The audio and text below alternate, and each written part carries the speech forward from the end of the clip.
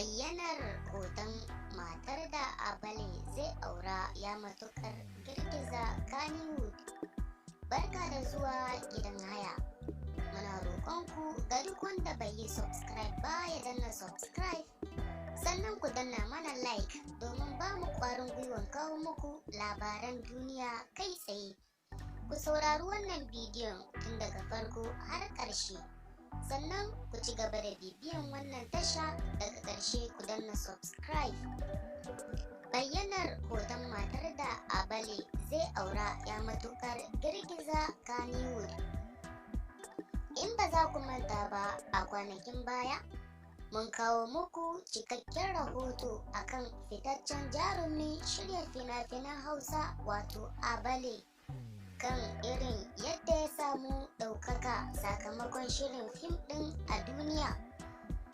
Sai dai bayyanar wasu hotunan wata kyakkyawar budurwa wanda jarumin yake yawan ɗora ta a shafinsa na Instagram ya ɗauki hankulan masoyan jarumin da kuma jaruman Kannywood, inda budurwar suka sanya riga iri ɗaya da Abale tare da rubutu Mr. Abale a bayan rigar masana'antar. Tun bayan bayanan hotunan jarumin da kuma budurwar, mutane suke ta tsokaci dangane da wannan budurwar, inda wasu suke bayyana irin farin cikin da suke yi, wasu kuma suke kushe budurwar Abale ɗin. A kwanakin baya gidan rediyon BBC Hausa sun yi hira da jarumin, inda suke tambayarsa shin yana da aure.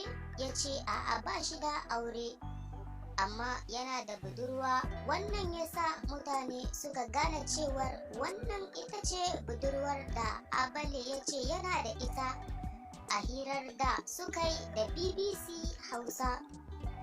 Muna roƙon Allah ya tabbatar da alkhairi.